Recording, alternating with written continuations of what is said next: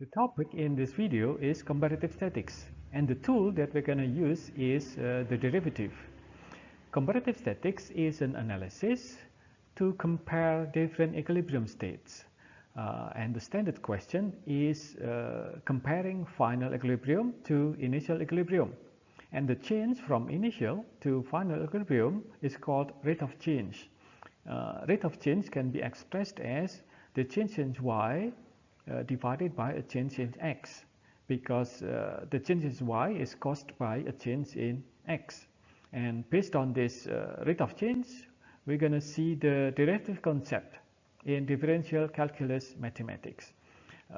In comparative statics, we will only be interested in the change.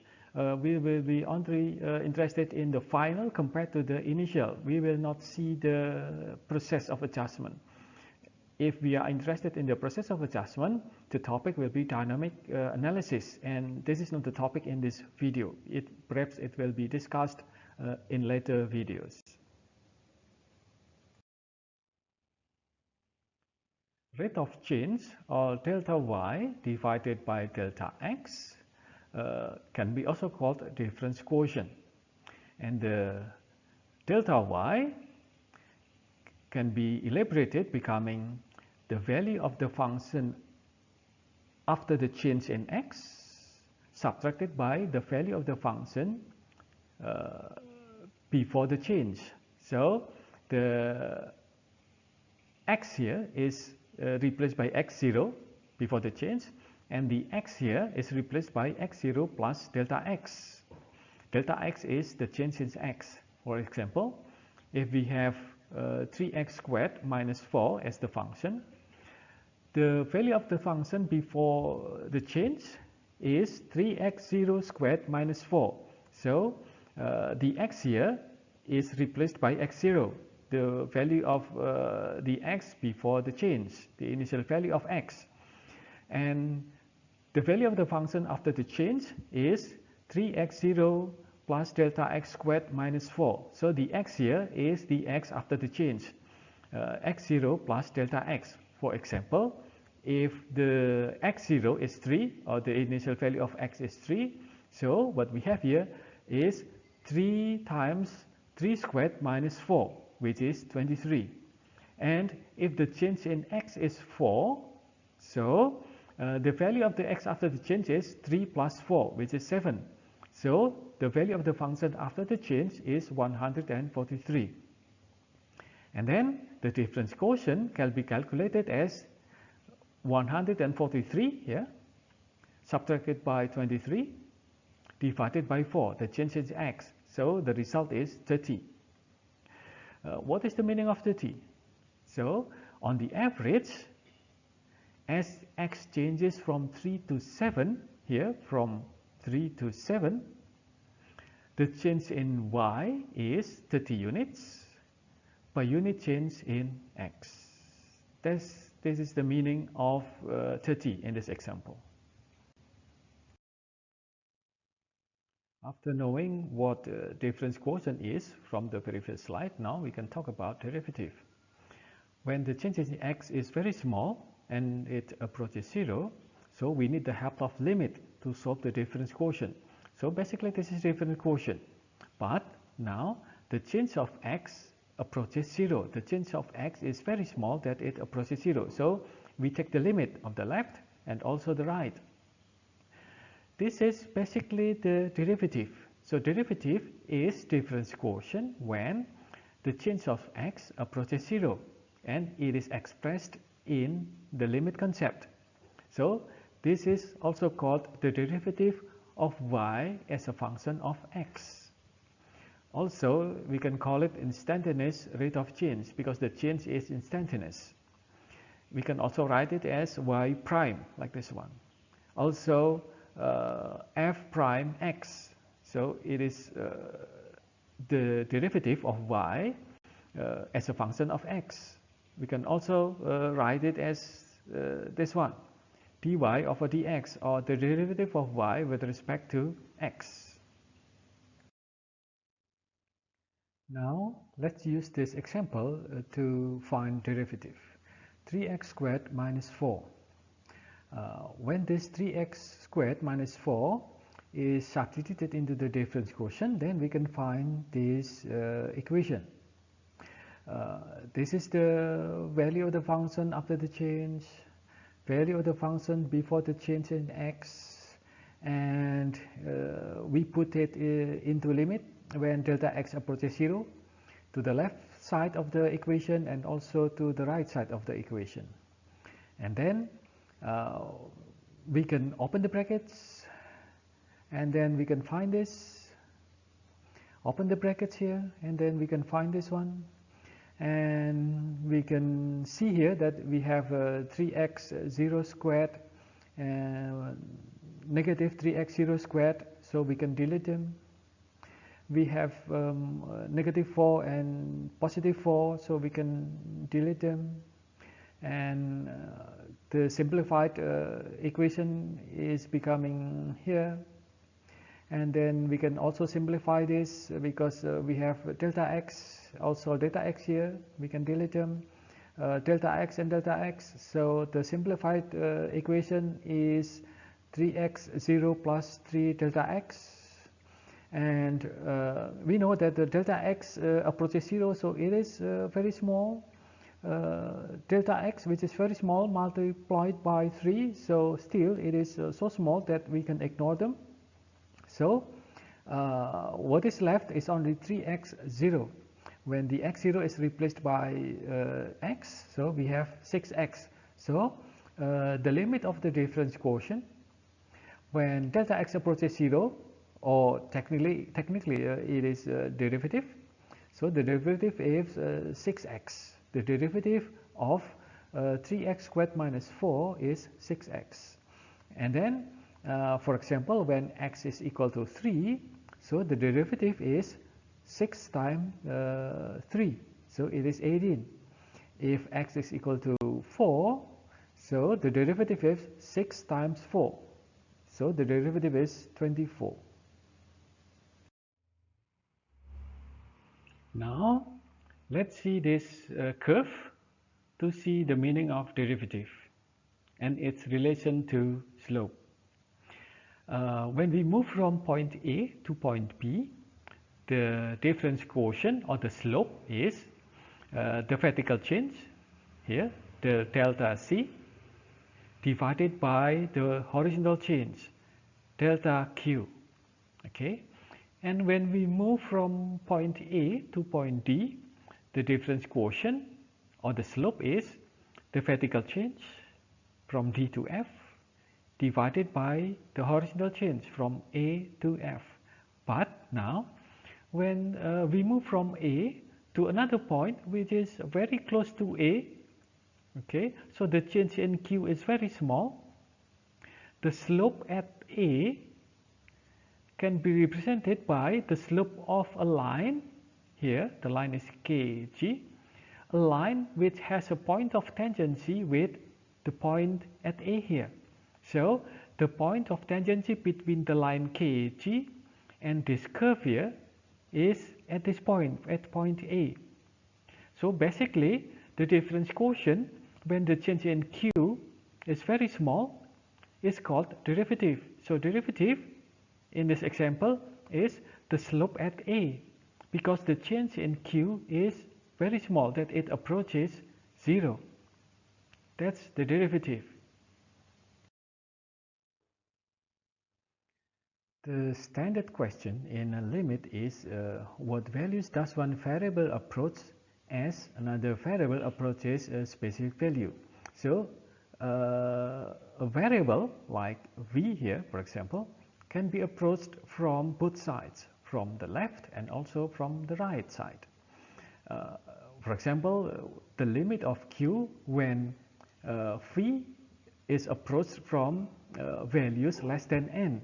This shows that the v here is approached from the value less than n, and it can also be approached from values larger than n. When and only when the two limits exist, it means the limit from the left and the right both exist and have a common finite number, say L, for example. So the limit of Q exists, and we can write the limit of Q when V approaches N. So N here is without the negative and positive sign. It means that N has been approached from the left and right, from values less than N and values larger than N, is equal to L. And for example, when the result is infinite, it means that there's no limit. There is an infinite limit. These diagrams can explain what we have talked about in the previous slide. For example, here, a Q, a function of V. This is N. When N is approached from the left, from here, from values lower than N, the value of the function approaches L here. And when it is approached from values larger than N, from the right side, from here, the value of Q also approaches L. So the limit exists, which is equal to L. We can also see here, when the value of N is approached from left side, the Q approaches this point, which is L. And when it is approached from values larger than N, the value of the Q is also at this point. So the limit exists, which is equal to L. What about this one? We have values here lower than N. It is approached from values lower than N, and it approaches L1. But when it is approached from values larger than N, it approaches L2. So the result, if it is approached from the left, is not the same as when it is approached from the right. So the limit does not exist because the result is different, L1 and L2. What about this one? When N is approached from values lower than N, the function goes down. So it goes to an infinite number, negative infinite number. And when it is approached from values larger than N, we have infinite positive number. So we have no limit. There is infinite limit as the result here. Now let's talk about the continuity of a function. When the limit exists and the value of the limit is the same as the value of the function at n, this is the n that we talked about in the previous slide, and it means that n is in its domain and the value of the function at n is defined. So we can conclude that this function is continuous at n. We can check the graphs from the previous slide. The rule of thumb, or the practical way to know whether a function is continuous or not, is that if the function or the graph can be drawn without lifting the pencil from the paper, it means that the function is continuous. Let's see these graphs again to know the meaning of continuity. Let's start from A. In this function, in this graph, the limit at n is L, and the value of the function at n is also L. So n is in the domain. So we can conclude that the function is continuous at n. And in this B, the value of the function at n is L, the limit is also L, so n is in the domain, so the function is continuous at n. We can also use our rule of thumb that we can draw the function without lifting our pencil from the paper, so the function is continuous at n. What about C here? The limit does not exist. So we can conclude that it is not continuous. We cannot draw the graphs without lifting our pencil. So we can draw the part here, and we should stop, lift our pencil, and draw the next part of the graph here. So it is not continuous. The same thing for this one. The limit does not exist, so it is not continuous at n. Now let's discuss differentiability of a function. Differentiable means the derivative exists. The derivative of a function at x0 exists if first the necessary condition is continuity. Continuity at x equals x0. That's the necessary condition. So it should be continuous. The sufficient condition is the smoothness. So it should be smooth at x equals x0. For example, it is continuous at n. Here it is continuous and it is smooth. But what about this one?